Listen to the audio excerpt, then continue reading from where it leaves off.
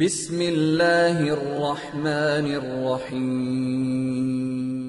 الحمد لله رب العالمين والصلاة والسلام على سيد المرسلين محمد وعلى آله وأصحابه أجمعين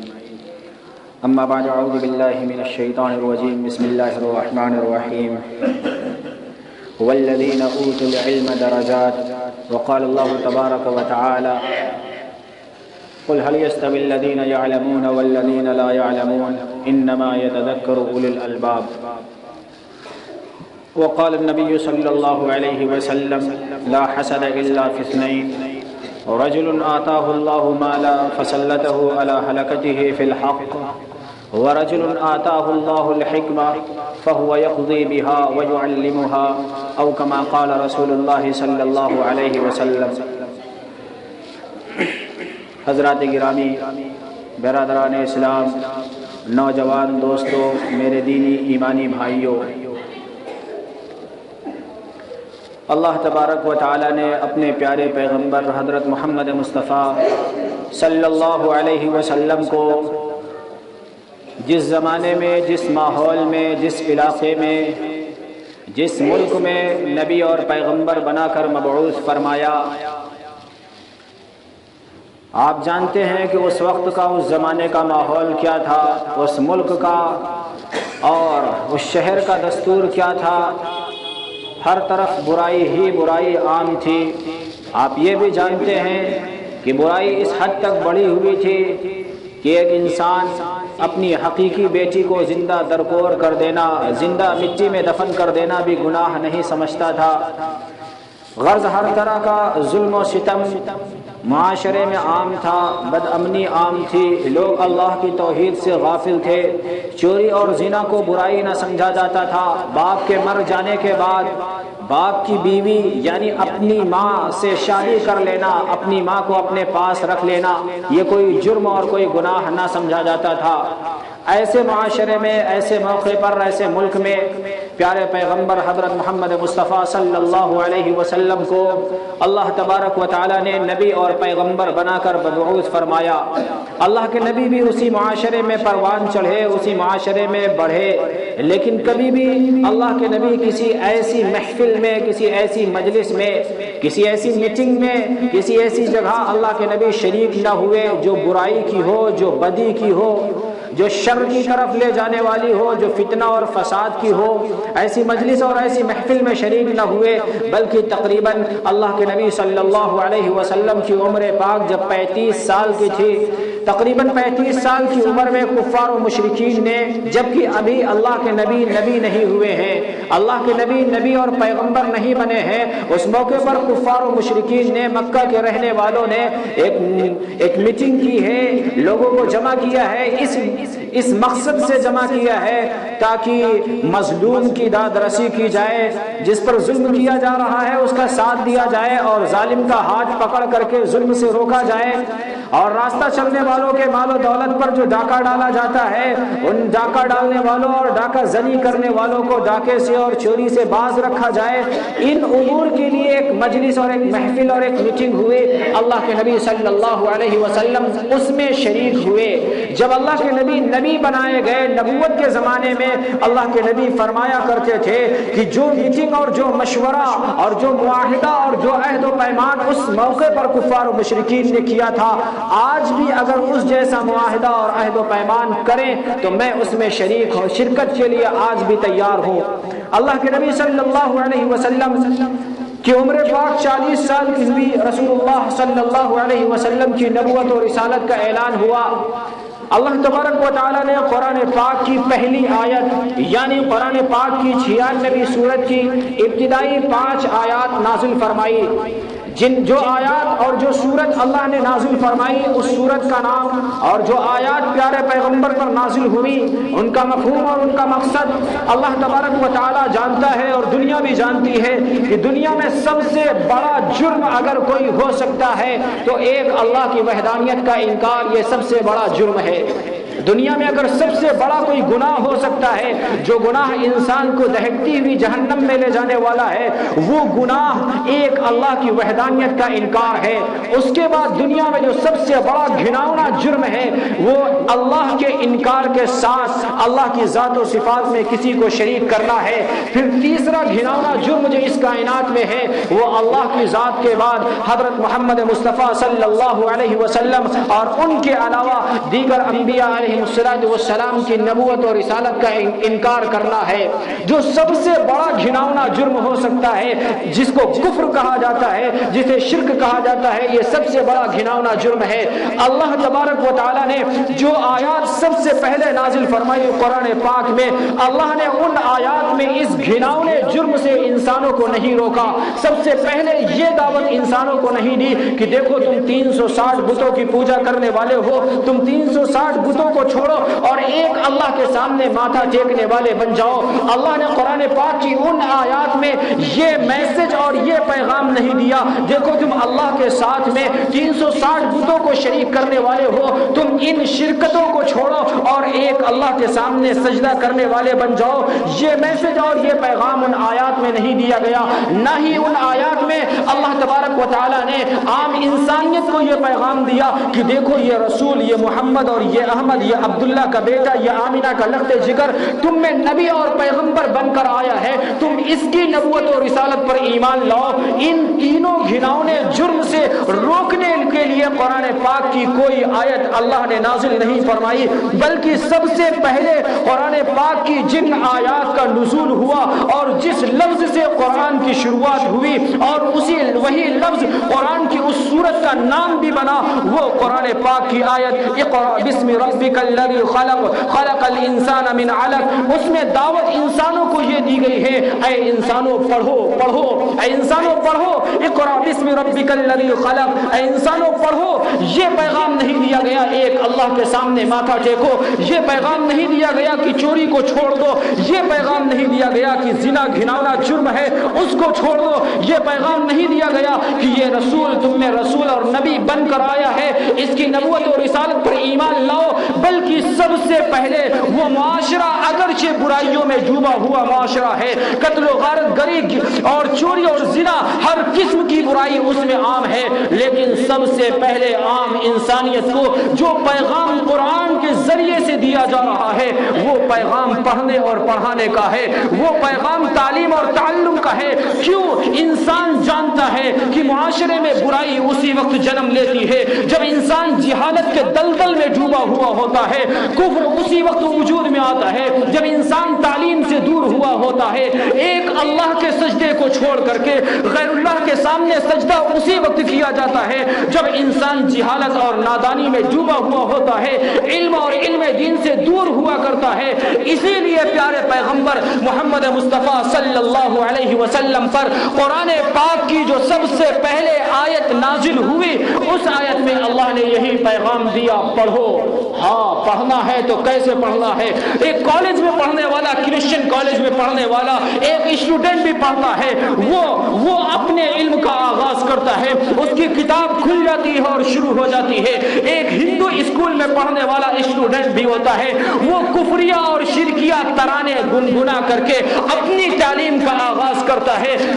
کوئی یہودی اور کرسچن کالج میں پڑھنے والا ہوتا ہے، وہاں جا کر کے رسول اللہ صلی اللہ علیہ وسلم کی نبوت پر داغ لگا کر کے ایک اللہ کی وحدانیت کی امداد اور استعانت سے ہٹا کر کے عیسیٰ علیہ السلام کو مددگار یہ دل میں عقیدہ بیٹھا کر کے تعلیم کا آغاز ہوتا ہے۔ قرآن نے کہا ہاں تم کو پڑھنا ہے تو کیسے پڑھنا ہے؟ اقرأ بسم ربک الذی خلق، اس تعلیم کو پڑھو جو تعلیم اللہ کے نام سے شروع ہوتی ہے، وہ تعلیم تمہیں پڑھنا ہے جو تعلیم تمہیں رب کے نام کی طرف لے جانے والی ہے، ایسی تعلیم تمہیں پڑھنا ہے جس تعلیم کی ابتدا اور آغاز جس کتاب کی شروعات اللہ کے نام سے ہوتی ہے، جاؤ دنیا کی ساری کتابیں کھول کر دیکھو، بلکہ اس سے پہلے کی کتاب انبیاء علیہ السلام پر نازل ہونے والی کتابیں تورات، انجیل اور زبور، جنہیں بائبل کے نام سے یاد کیا جاتا ہے، انہیں بھی جا کر پڑھو، اور ہندو دھرم کی 4 ویدیں اور 18 پران اور قرآن، انہیں بھی جا کر کے پڑھو۔ کوئی کتاب آپ کو کائنات میں ایسی نہیں ملے گی جس کائنات کی ابتدا بسم کے ذریعے سے ہو، با اور سین اور میم کے ذریعے سے جس کتاب کی شروعات ہو رہی ہو۔ صرف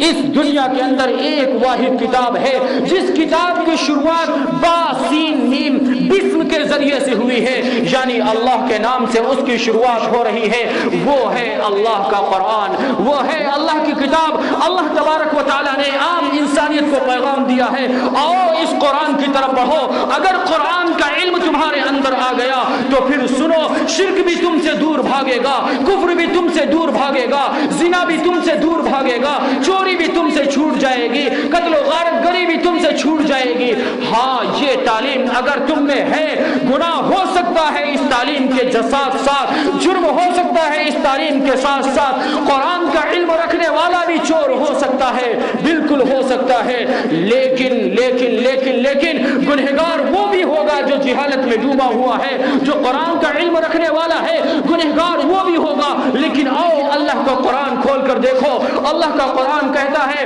انما یخشی اللہ من عبادہ العلماء، جن کے دل قرآن کے علم سے معمور ہیں، جن کے دلوں میں، جن کے سینے میں قرآن و سنت کا علم بھرا ہوا ہے، وہ اگر گنہگار ہو بھی جاتے ہیں، وہ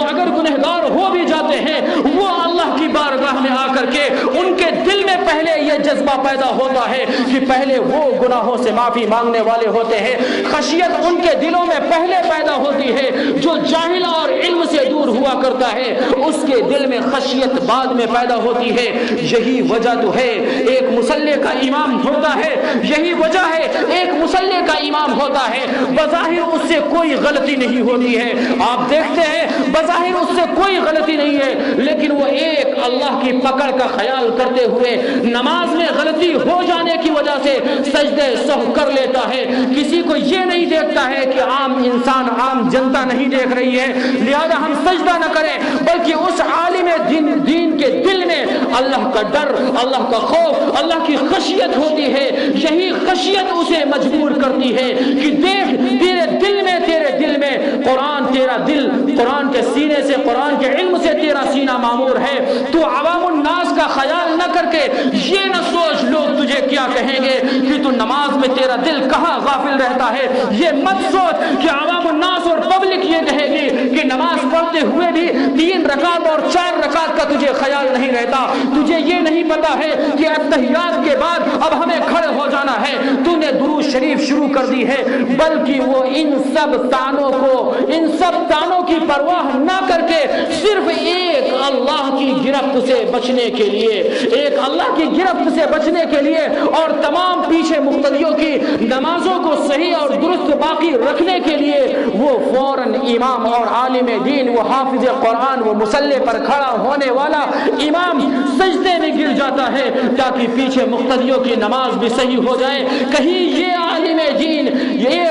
دین کی وجہ سے 1000 مقتدیوں کی نماز یا 100 مقتدیوں کی نماز اگر خراب ہو گئی، کل میدان قیامت میں یہ مقتدی اس کا دامن پکڑ کر کھڑے ہو جائیں گے، یہ عالم دین مصلی کا امام تھا جس کی وجہ سے میری نماز غلط ہوئی ہے۔ میرے بھائیوں، مجرم تو سب ہوتے ہیں، گنہگار تو سب ہوتے ہیں، لیکن جن کے دل میں خشیت اور تقوی پہلے پیدا ہوتا ہے، اللہ کا قرآن کہتا ہے وہ افراد ہیں جن کے دل، جن کے سینے قرآن و سنت کے علم سے معمور ہے۔ میرے بھائیوں، اللہ کے قرآن نے علم کی طرف توجہ دلائی ہے۔ پیارے پیغمبر محمد مصطفیٰ صلی اللہ علیہ وسلم ارشاد فرماتے ہیں، آپ نے اس سے پہلے والا جمعے کا بیان سنا ہے، میں نے سورہ شمس کی تفسیر بیان فرمائی تھی کہ اس دنیا میں کامیاب ہونے والا انسان وہ ہے جس کا دل کینے سے پاک ہو، جس کا دل بغض اور حسد سے پاک ہو، وہ انسان کامیاب ہے، وہ انسان بامراد ہے جس کے دل میں نفرت اور کینہ اور بغض اور حسد ہو۔ اللہ کے قرآن نے کہا ہے وہ انسان کامیاب نہیں ہے۔ آپ کو بھی پتا ہے، ہمیں بھی پتا ہے کہ حسد اور بغض یہ کتنا سنگین جرم ہے جس کی وجہ سے اللہ کے نبی نے ارشاد فرمایا کہ بغض و حسد رکھنے والا، قطع تعلقی کر لینے والا، 3 دن تک سلام دعا تک نہ رکھنے والا، پیارے پیغمبر نے ارشاد فرمایا اس کا ٹھکانہ جہنم ہے، اس کا ٹھکانہ جہنم ہے۔ یہ حسد اتنی بری چیز ہے، لیکن آؤ دیکھو اللہ کے نبی ارشاد فرماتے ہیں کائنات میں اگر کسی گناہ کے اوپر، اگر کسی گناہ کے شوق کی اجازت اللہ دیتا،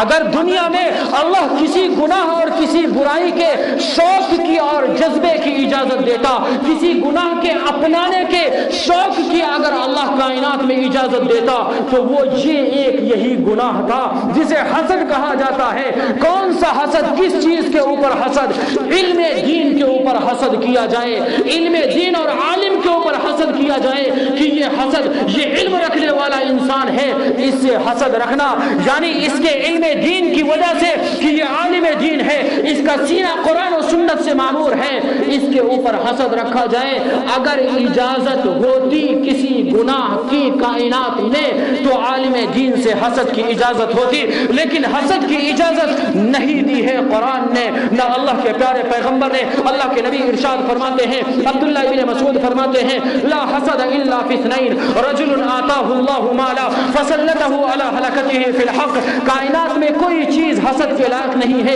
اگر اللہ حسد کی اجازت دیتا تو سب سے پہلے اس کے بارے میں اجازت دیتا جو مالدار ہے اور مال اللہ کے راستے میں خرچ کرتا ہے، پہلے اس کے بارے میں حسد کی اجازت ہوتی، اور پھر اس عالم دین اور اس قرآن و سنت کے علم سے اپنے سینے کو معمور رکھنے والے شخص کے بارے میں حسد کی اجازت اللہ دیتا۔ لیکن ان دونوں کے بارے میں بھی اللہ نے حسد کی اجازت نہیں دی ہے۔ میرے بھائیوں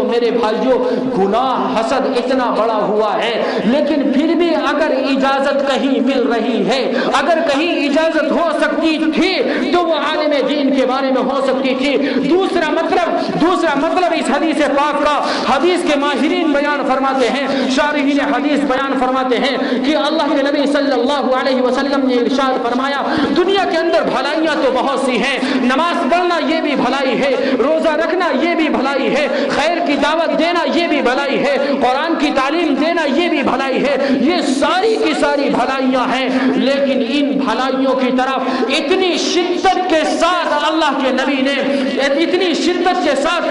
نبی نے رغبت نہیں دلائی ہے، شوق نہیں دلایا ہے، اس کی طرف قدم بڑھانے کے لیے نہیں کہا ہے جتنی شدت اور شوق کے ساتھ، جتنی تاکید اور رغبت کے ساتھ اللہ کے نبی صلی اللہ علیہ وسلم نے 2 چیزوں کے بارے میں رغبت دلائی ہے۔ ایک تو وہ مالدار ہے جو فراوانی کے ساتھ، سخاوت و فیاضی کے ساتھ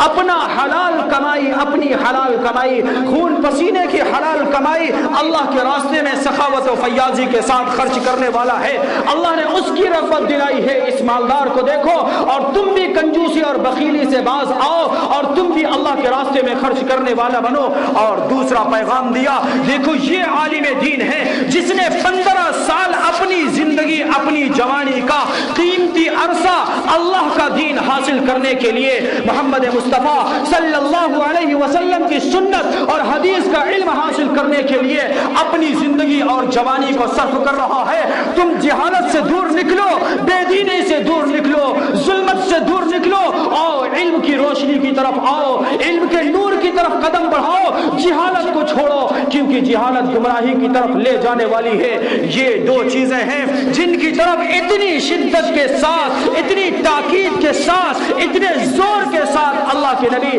صلی اللہ علیہ وسلم نے رغبت اور شوق دلائی ہے۔ کسی اور چیز کی طرف اللہ کے نبی صلی اللہ علیہ وسلم نے اتنی رغبت اور شوق نہیں دلائی ہے۔ ابو داؤد شریف کی روایت ہے، جاؤ کھول کر دیکھ لینا، علماء بھی اس چیز کو نوٹ کریں اور دیگر اہل علم، دین کی دعوت کا کام کرنے والے بھی یہ حدیث پاک نوٹ کریں۔ اللہ کے نبی صلی اللہ علیہ وسلم نے ارشاد فرمایا، یہ حدیث رسول صحیح ہے، ابو داؤد میں اللہ کے نبی نے ارشاد فرمایا، جو علم حاصل کرنے کے لیے، قرآن سیکھنے کے لیے، حدیث سیکھنے کے لیے گھر سے باہر نکل کر جاتا ہے، جب تک اپنے گھر میں واپس نہیں آتا ہے اس وقت تک وہ اللہ کے راستے میں رہتا ہے۔ غور کرو میرے نوجوان دوستو، میرے دین کی دعوت کا کام کرنے والوں، ایک عالم دین، ایک حافظ قرآن، 3 سال کی مدت ایک حافظ قرآن، یا 5 سال کی مدت ایک حافظ قرآن، یا ایک عالم دین 12-14 سال بعد اپنے گھر کو چھوڑ کر کے قرآن و سنت کا علم حاصل کرنے کے لیے نکلا ہے، اب وہ علم دین کو مکمل کرنے کے بعد جب اپنے گھر واپس آ رہا ہے، یہ اس کا 15 سال کا عرصہ اللہ کے نبی نے ارشاد فرمایا ہے یہ اللہ کے راستے میں گزرا ہے، یہ اللہ کے راستے میں گزرا ہے، یہ اللہ کے راستے میں گزرا ہے۔ اب سنو پیارے پیغمبر کی حدیث، نبی نے ارشاد فرمایا ہے جو اللہ کے راستے میں ہوتا ہے مچھلیاں اس کے لیے دعا کرتی ہیں، سانپ و بچھو بھی اس کے لیے دعا کرتے ہیں، فرشتے اس کے قدموں تلے پر بچھا دیا کرتے ہیں۔ یہ علماء ہیں جن کے لیے میں چیلنج اور دعوے کے ساتھ کہہ سکتا ہوں یہ عالم دین ہے، یہ طالب علم ہے، یہ قرآن کا علم حاصل کرنے والے ہیں، چاہے یہ آپ کے گاؤں سے نکل کر کے اس مسجد کے مدرسے میں آ کر کے 1-2 گھنٹے کے لیے علم حاصل کرنے والے ہوں، یا اپنے گھر کو چھوڑ کر کے عالم دین کی مجلس میں بعد نماز فجر یا بعد نماز عصر کسی بھی وقت اگر آدھے اور 1 گھنٹے اور 10 سیکنڈ کے لیے بھی آتے ہیں، چیلنج اور دعوے کے ساتھ نبی کی اس حدیث کی بنیاد پر کہا جا سکتا ہے کہ جب تک وہ اپنے گھر واپس نہیں ہو رہا ہے وہ اللہ کے راستے میں ہے، اس کے لیے مچھلیاں دعائیں کر رہی ہیں۔ اور پھر نبی کی یہ حدیث بھی ان کے اوپر فٹ کرو جو اللہ کے راستے میں ہوتا ہے، اللہ کے راستے میں 1 مرتبہ سبحان اللہ کہنے کا ثواب 7 لاکھ مرتبہ سبحان اللہ کہنے کا ثواب ملتا ہے۔ پھر جو حافظ قرآن گھر سے دور سورہ فاتحہ کی تلاوت دن میں 10 مرتبہ نہیں ہزاروں مرتبہ کر رہا ہے، قرآن پاک کا 1 صفحہ 1 پیج یاد کرنے کے لیے 100 مرتبہ قرآن پاک کے اس پیج کی اس صفحے کی تلاوت کر رہا ہے، نیکیاں اس کی جوڑو 1 حرف پر 10 نیکیاں ملتی ہیں۔ قرآن پاک کے حروف کو شمار کرو، جاؤ صرف اور صرف الحمدللہ رب العالمین سورہ فاتحہ کے حروف کو شمار کرو، وہ سورہ فاتحہ کو ہزار مرتبہ پڑھ کر کے اور قرآن پاک کے ایک لفظ کو 10,000 مرتبہ پڑھنے کے بعد وہ حافظ قرآن بنا ہے۔ بتاؤ اس کے صرف قرآن پاک کے الفاظ کی نیکیوں کو کوئی شمار کر سکتا ہے؟ 1 سبحان اللہ کہنے پر 7 لاکھ مرتبہ سبحان اللہ کہنے کا ثواب وہ حافظ قرآن جو مدرسے میں علم دین حاصل کر رہا ہے، جیسے وہ کہے گا الف لام میم 3 حروف اس کی زبان سے نکل رہے ہیں، اس کی نیکی میں کہا جا سکتا ہے 21 لاکھ نیکیاں اس کے کھاتے میں لکھی جا چکی ہیں۔ اللہ کے راستے میں ہے،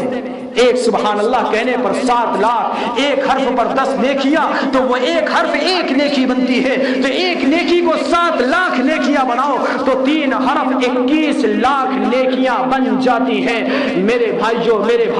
یہ علم دین وہ ہے جو آپ کو نیکیوں کی طرف بلاتا ہے، خیر کی طرف بلاتا ہے، بھلائی کی طرف لاتا ہے، برائی سے بچا کر کے بھلائی کی طرف لانے والا ہے۔ میں نے بتایا اللہ کے قرآن نے اعلان کیا ہے انما یخشی اللہ من عباده العلماء، کہ علماء ہیں جو اللہ سے ڈرنے والے ہوتے ہیں۔ قرآن پاک کی دوسری آیت میں اللہ تبارک و تعالی ارشاد فرماتا ہے شہید اللہ انہ لا الہ الا هو والملائکۃ واولو العلم، کہ کائنات میں ایک اللہ کی گواہی دینے والا پہلے اللہ کی ذات ہے جو کہتا ہے میں تنہا ہوں، پھر کائنات میں اللہ کی وحدانیت کی گواہی دینے والے فرشتے ہیں، جبرائیل میکائیل اسرافیل اور لا تعداد فرشتے ہیں جو ایک اللہ کی وحدانیت کی گواہی دیتے ہیں، اور اس کے بعد ایک اللہ کی وحدانیت کی گواہی دینے والے علماء ہیں۔ علماء یہ اللہ کا قرآن کہتا ہے، اس کے بعد ایک اللہ کی وحدانیت کی گواہی دینے والے جو کہتے ہیں اللہ ایک ہے۔ فرشتوں کے بعد سب سے پہلے اللہ کی وحدانیت کا اقرار کرنے والے جو علماء ہیں، اور علماء میں سب سے بڑا عالم اللہ کے نبی حضرت محمد مصطفیٰ صلی اللہ علیہ وسلم ہے۔ اسی وجہ سے جب اللہ تبارک و تعالیٰ نے میدان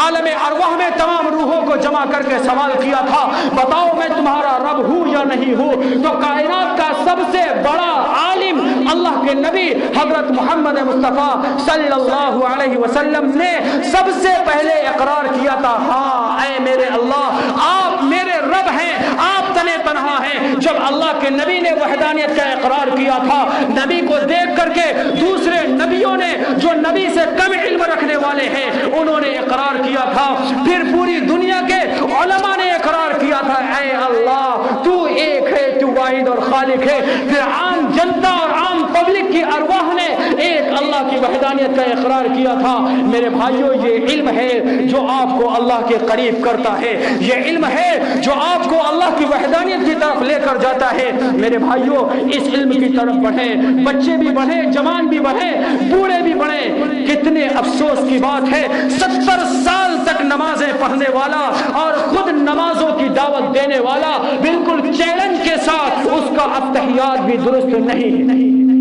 70 سال تک نماز پڑھنے والا اور خود نماز کی دعوت دینے والا بالکل چیلنج کے ساتھ اس مجلس اور محفل میں اس کا اتحیات درست نہیں ہے۔ بھائیو، افسوس کی بات ہے یا نہیں ہے؟ اعوذ باللہ من الشیطان الرجیم۔ آپ کس سے صحیح کرو گے؟ بسم اللہ الرحمن الرحیم۔ آپ کس سے صحیح کرو گے؟ خود جس کا صحیح نہیں ہوگا اس سے صحیح کرو گے۔ آپ دنیا میں تو یہی کرتے ہیں، سلائی سیکھنی ہے، جو سلائی کا ماہر ہوتا ہے اس سے سیکھتے ہو، کمپیوٹر سیکھنا ہے، جو کمپیوٹر کا ماہر ہوتا ہے اس سے سیکھتے ہو۔ اعوذ باللہ اور بسم اللہ تم اس سے صحیح کر رہے ہو جس کا خود اعوذ باللہ اور بسم اللہ صحیح نہیں ہے۔ میرے بھائیوں، قرآن اس سے سیکھو اور قرآن اس سے صحیح کرو جو قرآن کا ماہر ہے، جس کا قرآن خود صحیح ہے۔ جس کا قرآن خود صحیح نہیں ہوگا اس سے سیکھو گے۔ قرآن تم تو اپنے گمان کے مطابق سیکھ جاؤ گے، لیکن تمہارا قرآن صحیح نہیں ہو سکتا ہے۔ میرے بھائیوں، قرآن کی طرف بڑھو،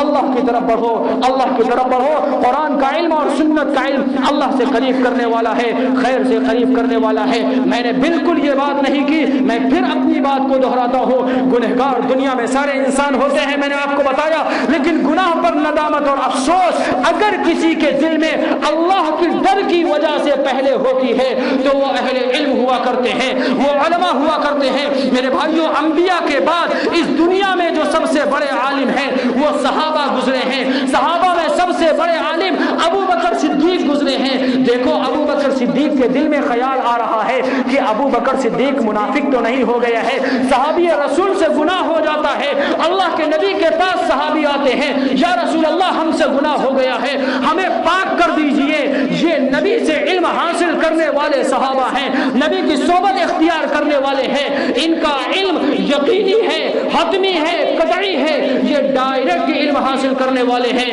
اسی علم کی برکت سے اور نبی کی صحبت کی برکت سے ان کے دل میں جیسے ہی اللہ کا ڈر اور خوف پیدا ہوتا ہے، نبی کی بارگاہ میں آ کر کے معافی کے طلبگار ہو جاتے ہیں۔ امام اعظم ابو حنیفہ رحمۃ اللہ علیہ اور نہ جانے کتنے علماء ایسے ہیں جنہوں نے مسائل بتائے، پھر انہیں پتا چلا کہ ہم سے مسئلہ بتانے میں غلطی ہو گئی ہے، انہوں نے اللہ کے ڈر کا خیال کر کے، عام جنتا اور پبلک کے ڈر کا خیال کر کے نہیں، انہوں نے کہہ دیا اور رجوع کر لیا اور اقرار کر لیا، میرا بتایا ہوا مسئلہ غلط تھا، میں اقرار کرتا ہوں اور مسئلہ بدل کر کے دوسرا بتاتا ہوں۔ یہ علماء اپنی بات کا اقرار کرتے ہیں، اپنے بتائے ہوئے مسئلے سے رجوع کر لیتے ہیں، اسی علم کی برکت سے کرتے ہیں، اسی علم کی برکت سے کرتے ہیں۔ میرے بھائیوں، اللہ سے دعا فرمائیں، اللہ ہمیں اور آپ کو علم حاصل کرنے والا بنائے، اللہ ہمیں اور آپ کو علم کی طرف قدم بڑھانے والا بنائے۔ علماء سے بھی لغزشیں ہوتی ہیں،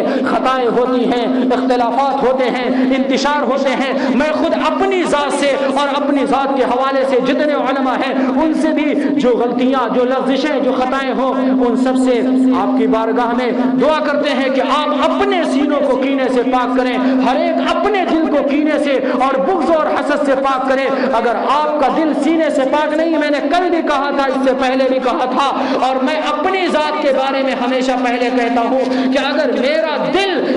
میرا دل اور میرا سینہ کسی کی عداوت اور نفرت سے پاک نہیں ہے تو پہلے میں ناکام